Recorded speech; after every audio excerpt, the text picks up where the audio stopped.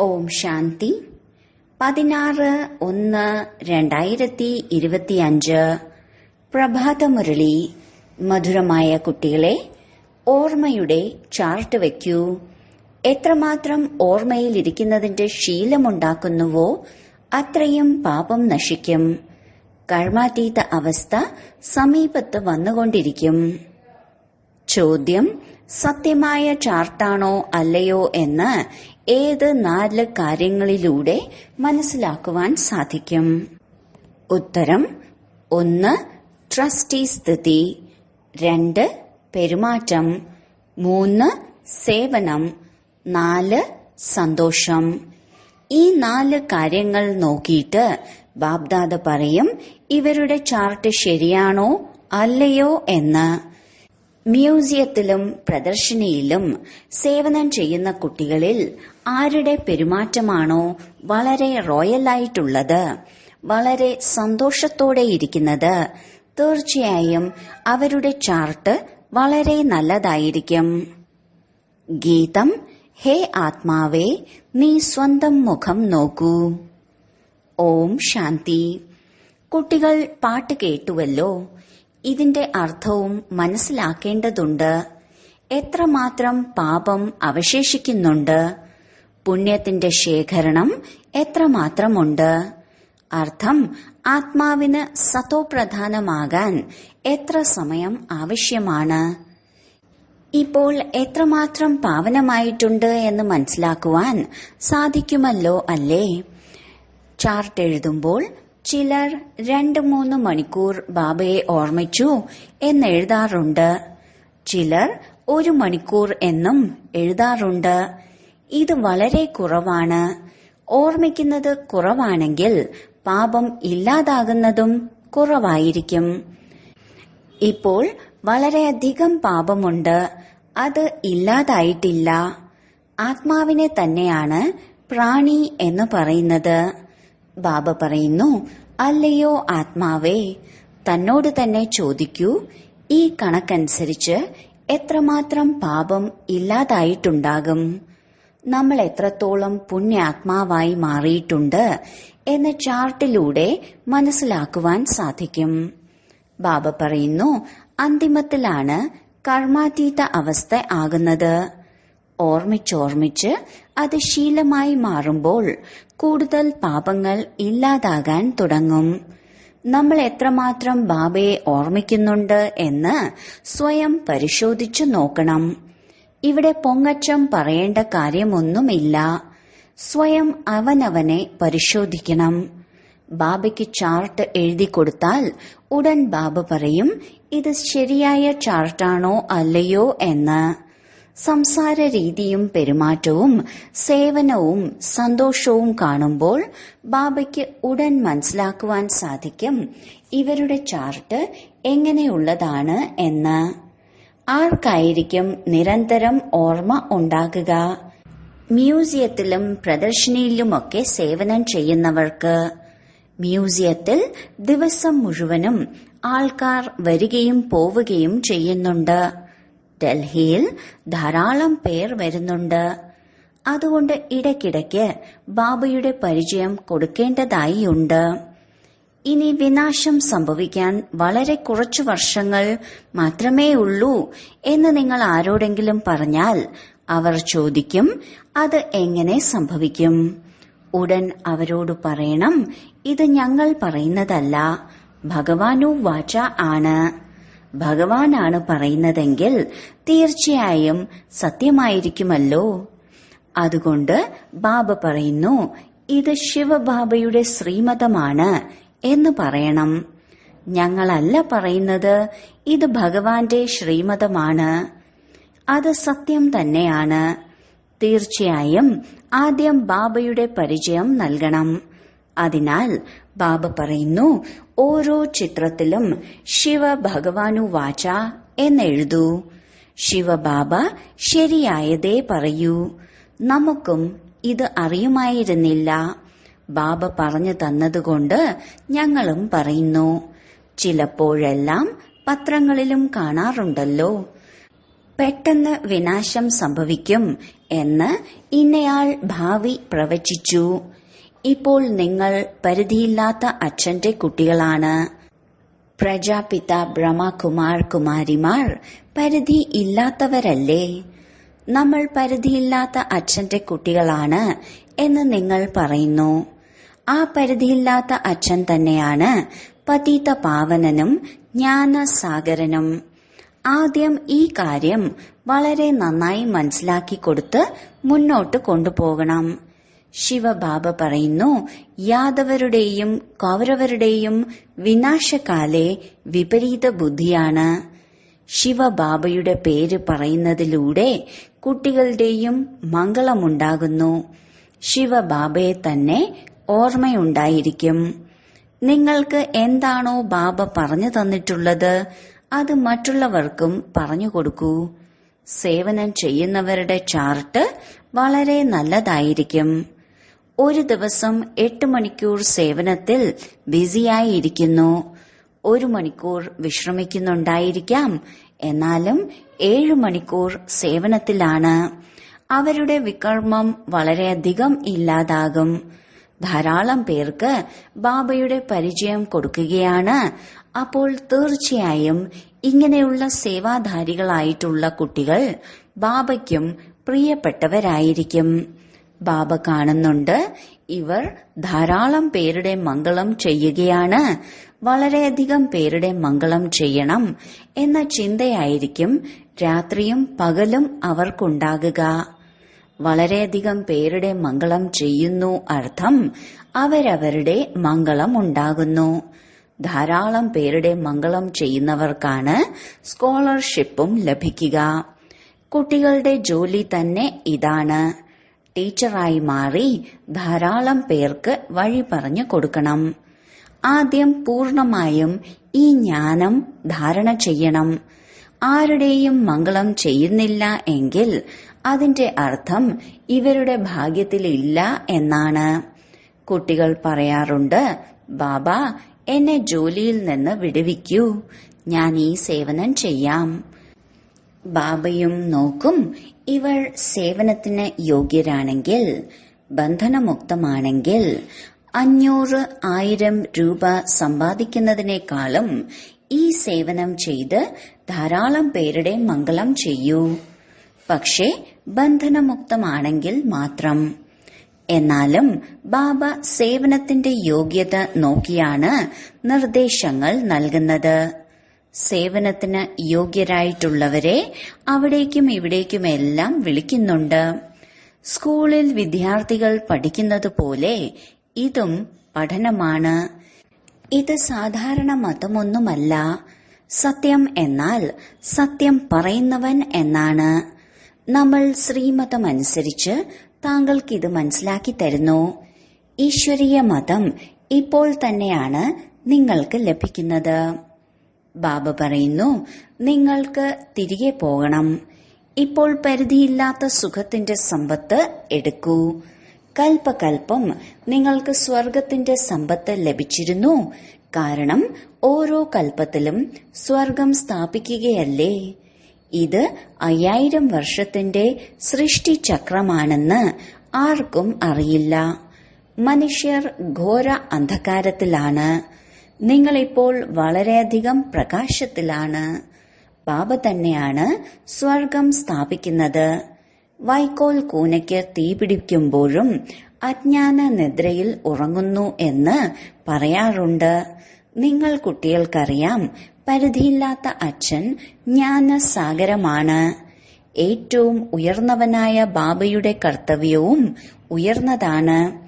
ഈശ്വരൻ ശക്തിശാലിയായത് കാരണം എന്ത് ആഗ്രഹിക്കുന്നുവോ അത് ചെയ്യാൻ സാധിക്കും എന്നല്ല. ഡ്രാമ അനാദിയായി ഉണ്ടാക്കപ്പെട്ടതാണ്. സർവ്വതും ഡ്രാമയനുസരിച്ചാണ് നടക്കുന്നത്. എത്ര പേരാണ് യുദ്ധങ്ങളിൽ മരിക്കുന്നത്? ഇതും ഡ്രാമയിൽ അടങ്ങിയിട്ടുള്ളതാണ്. ഇതിൽ ഭഗവാന് എന്തു ചെയ്യാൻ സാധിക്കും? പ്രകൃതിക്ഷോഭങ്ങളും മറ്റും സംഭവിക്കുമ്പോൾ അല്ലയോ ഭഗവാനെ എന്ന് വിളിച്ച് എത്രമാത്രം നിലവിളിക്കുന്നു. പക്ഷെ ഭഗവാന് എന്തു ചെയ്യാൻ പറ്റും? ഭഗവാനെ നിങ്ങൾ വിളിക്കുന്നത് ഈ ലോകത്തിന്റെ വിനാശം ചെയ്യുവാൻ വേണ്ടിയാണ്. പതിത ലോകത്തിലേക്കാണ് നിങ്ങൾ വിളിക്കുന്നത്. പുതിയ ലോകം സ്ഥാപിക്കുകയും പഴയ ലോകത്തിന്റെ വിനാശം ചെയ്യുവാനുമാണ് നിങ്ങൾ വിളിക്കുന്നത്. ഞാൻ ചെയ്യുകയല്ല, ഇത് ഡ്രാമയിൽ അടങ്ങിയിട്ടുള്ളതാണ്. ഇതിൽ നിന്ന് രക്ഷപ്പെടുന്നതിന്റെ കാര്യമേ ഇല്ല. പവിത്രമായ ലോകം നിർമ്മിക്കൂ എന്നാണ് നിങ്ങൾ പറയുന്നത്. അപ്പോൾ തീർച്ചയായും പതിത ആത്മാക്കൾ പോകുമല്ലോ. ചിലർ ഇത് മനസ്സിലാക്കുന്നതേയില്ല. ശ്രീമതത്തിന്റെ അർത്ഥവും അറിയുന്നില്ല. ഭഗവാൻ ആരാണ് എന്നുപോലും അറിയുന്നില്ല. ചില കുട്ടികൾ നന്നായിട്ട് പഠിക്കുന്നില്ലെങ്കിൽ നിന്റേത് കല്ലുബുദ്ധിയാണ് എന്നവരുടെ അച്ഛനമ്മമാർ പറയും. സത്യുഗത്തിൽ ഇങ്ങനെ പറയില്ല. കലിയുഗത്തിലാണ് കല്ല് ബുദ്ധികളായിട്ടുള്ളവർ.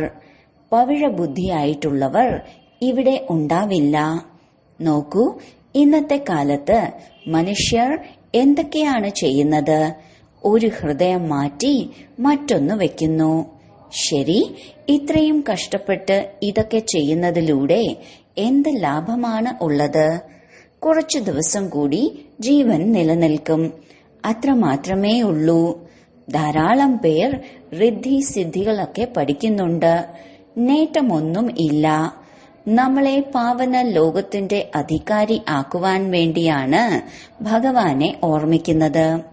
പതിത ലോകത്തിൽ നമ്മൾ ദുഃഖിതരായി മാറിയിരിക്കുന്നു. സത്യുഗത്തിൽ രോഗത്തിന്റെയോ ദുഃഖത്തിന്റെയോ കാര്യമേ ഇല്ല. ബാബയിൽ നിന്ന് നിങ്ങൾ എത്ര ഉയർന്ന പദവിയാണ് നേടുന്നത്? ഇവിടെയും മനുഷ്യർ പഠനത്തിലൂടെ ഉയർന്ന ഡിഗ്രികൾ നേടുന്നു. വളരെ സന്തോഷിക്കുന്നു. ഇനി കുറച്ചു ദിവസമേ ഇവിടെ ഉണ്ടാകൂ എന്ന് നിങ്ങൾ കുട്ടികൾ മനസ്സിലാക്കുന്നുണ്ട്. ശിരസിൽ ധാരാളം പാപങ്ങളുടെ ഭാരമുണ്ട്. ശിക്ഷകളും വളരെയധികം അനുഭവിക്കും.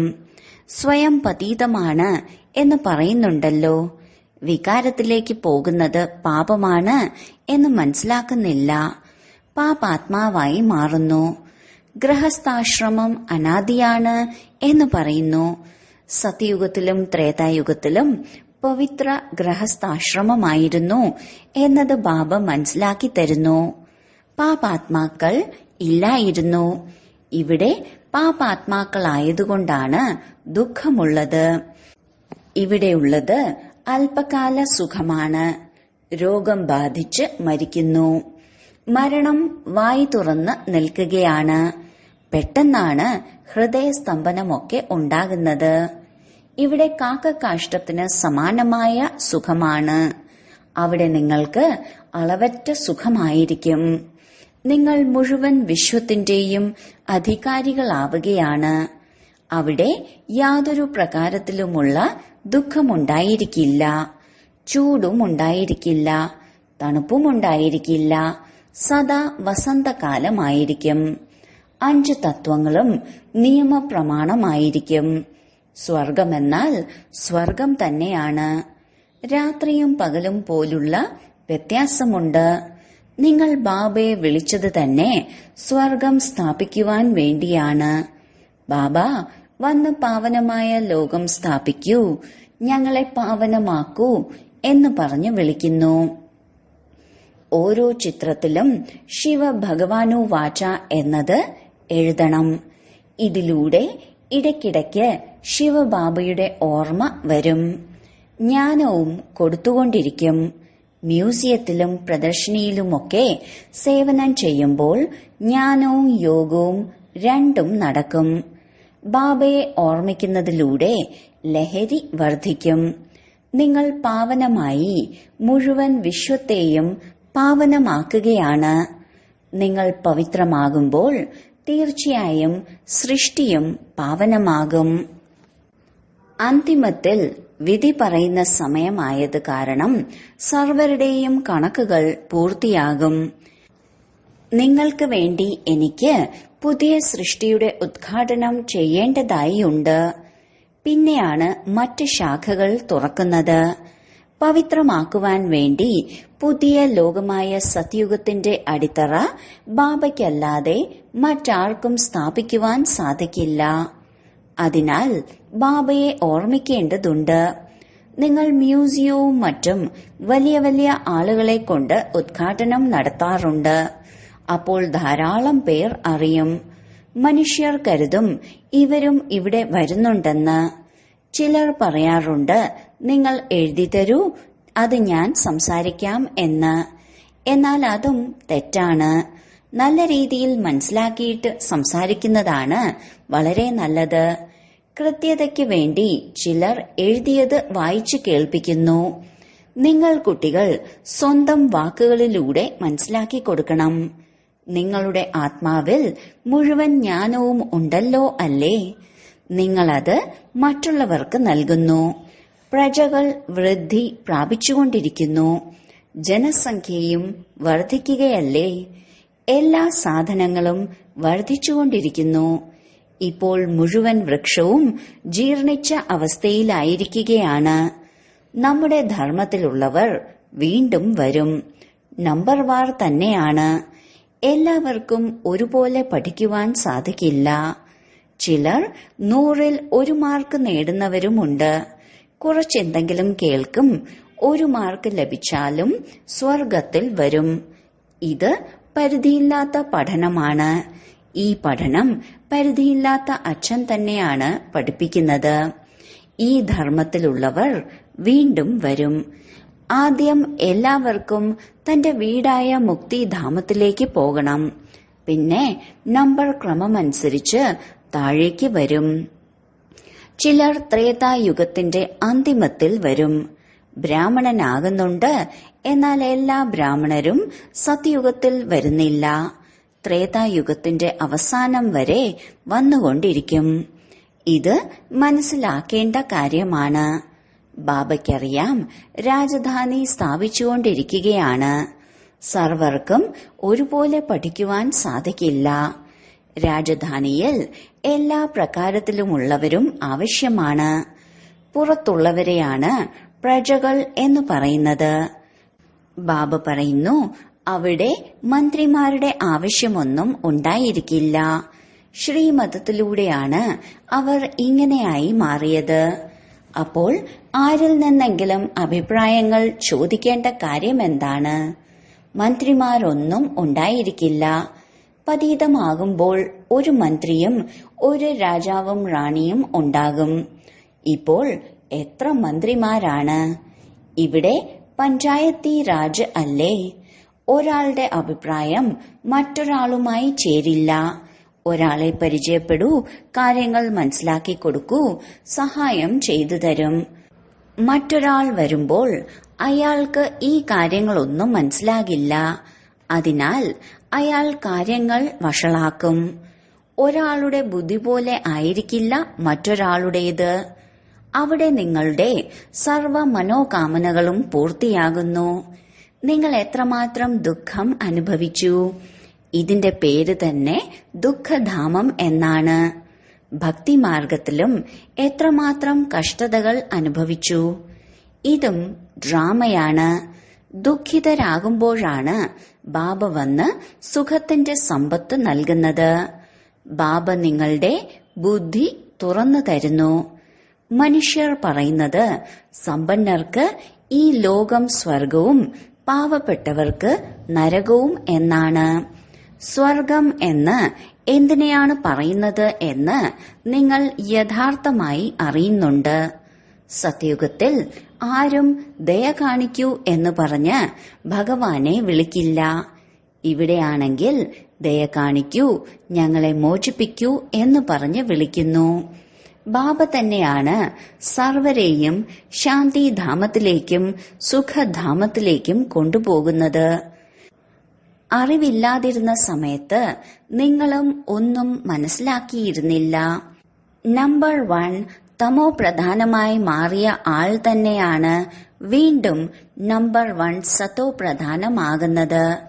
ഇദ്ദേഹം തന്റെ മഹിമയൊന്നും പറയുന്നില്ല.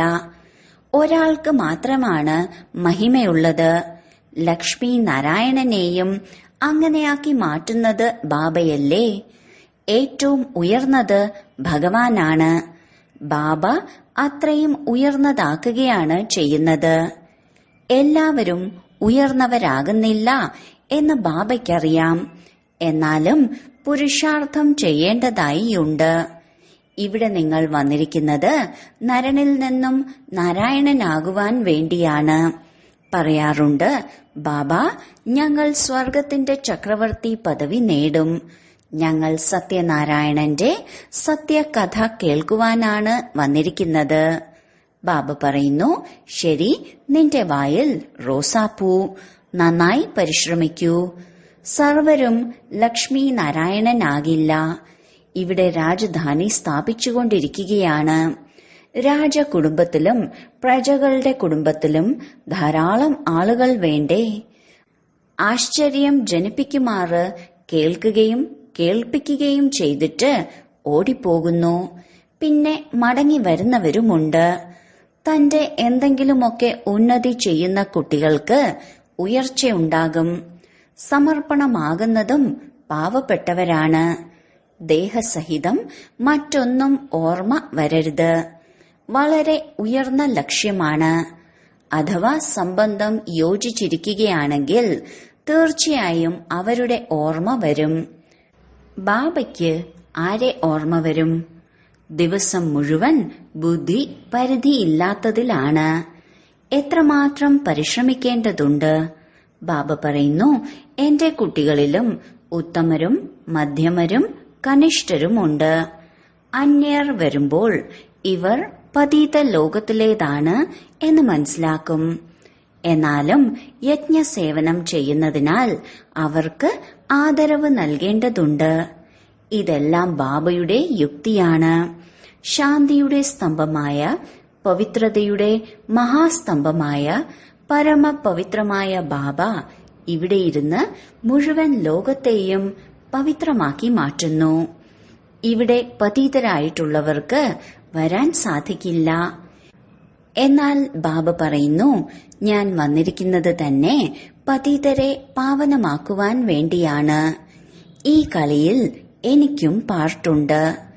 ശരി, വളരെ കാലത്തെ വേർപാടിന് ശേഷം തിരിച്ചു കിട്ടിയ മധുരമധുരമായ സന്താനങ്ങൾക്ക് മാതാപിതാവായ ബാബ്ദാദയുടെ സ്നേഹസ്മരണയും പുലർക്കാല വന്ദനവും. ആത്മീയ പിതാവിന്റെ ആത്മീയ കുട്ടികൾക്ക് നമസ്കാരം. ധാരണയ്ക്കുള്ള മുഖ്യസാരം: 1. തന്റെ ചാർട്ട് നോക്കി പരിശോധിക്കണം. എത്ര പുണ്യം ശേഖരിക്കപ്പെട്ടിട്ടുണ്ട്? ആത്മാവ് എത്രത്തോളം സത്തോ പ്രധാനമായി മാറി? ഓർമ്മയിലിരുന്ന് എല്ലാ കണക്കുകളും വീട്ടണം. 2. സ്കോളർഷിപ്പ് നേടുന്നതിനായി സേവനയുക്തരായി അനേകരുടെ നന്മ ചെയ്യണം. ബാബയ്ക്ക് പ്രിയപ്പെട്ടവരായി മാറണം. ടീച്ചറായി മാറി വളരെയധികം പേർക്ക് വഴി പറഞ്ഞു കൊടുക്കണം. വരദാനം: തന്റെ ഫരിഷ്ത സ്വരൂപത്തിലൂടെ സർവർക്കും സമ്പത്തിന്റെ അധികാരം കൊടുപ്പിക്കുന്ന ആകർഷണമൂർത്തിയായി ഭവിക്കട്ടെ. ഫരിഷ്ത സ്വരൂപത്തിന്റെ അങ്ങനെയുള്ള തിളങ്ങുന്ന വസ്ത്രം ധരിക്കൂ. ദൂരെ ദൂരെയുള്ള ആത്മാക്കൾ പോലും തങ്ങൾക്ക് നേരെ ആകർഷിതരാകട്ടെ. അങ്ങനെ സർവരെയും യാചനയിൽ നിന്ന് മോചിപ്പിച്ച് സമ്പത്തിന്റെ അധികാരിയായി മാറട്ടെ. ഇതിനുവേണ്ടി ജ്ഞാനമൂർത്തിയും യോഗമൂർത്തിയും ദിവ്യഗുണമൂർത്തിയുമായി പറക്കുന്ന കലയിൽ സ്ഥിതി ചെയ്യുന്നതിനുള്ള അഭ്യാസം വർദ്ധിപ്പിച്ചുകൊണ്ടേ പോകൂ. താങ്കളുടെ പറക്കുന്ന കല തന്നെയാണ് സർവരെയും നടക്കുമ്പോഴും കറങ്ങുമ്പോഴും ഫരിഷ്തയുടെയും ഒപ്പം ദേവതാ സ്വരൂപത്തിന്റെയും സാക്ഷാത്കാരം ചെയ്യിപ്പിക്കുക. ഇത് തന്നെയാണ് വിധാത വരദാതാവിന്റെ സ്ഥിതി. സ്ലോഗൻ: മറ്റുള്ളവരുടെ മനസ്സിലെ ഭാവങ്ങളെ അറിയുന്നതിന് വേണ്ടി സദാ മന്മനാഭവ സ്ഥിതിയിൽ സ്ഥിതി ചെയ്യൂ. ശക്തിശാലി മനസ്സിലൂടെ സകാശ് കൊടുക്കുന്നതിന്റെ സേവനം ചെയ്യൂ. മനസ്സാ ശക്തിയുടെ ദർപ്പണമാണ് വാക്കും കർമ്മവും. അജ്ഞാനികളായ ആത്മാക്കളാകട്ടെ ജ്ഞാനി ആത്മാക്കളാകട്ടെ രണ്ടു കൂട്ടരുടെയും സംബന്ധ സമ്പർക്കത്തിൽ വാക്കും കർമ്മവും ശുഭഭാവന ശുഭകാമന ഉള്ളതായിരിക്കണം. ആരുടെ മനസ്സ് ശുഭകരവും ശക്തിശാലിയുമാണോ അവർ വാചാ കർമ്മണ സ്വതവേ തന്നെ ശക്തിശാലിയും ശുദ്ധരും ശുഭഭാവന ഉള്ളവരുമായിരിക്കും. മനസ്സാ ശക്തിശാലി അർത്ഥം ഓർമ്മയുടെ ശക്തി ശ്രേഷ്ഠമായിരിക്കും, ശക്തിശാലി ആയിരിക്കും, സഹജയോഗിയും ആയിരിക്കും. ഓം ശാന്തി.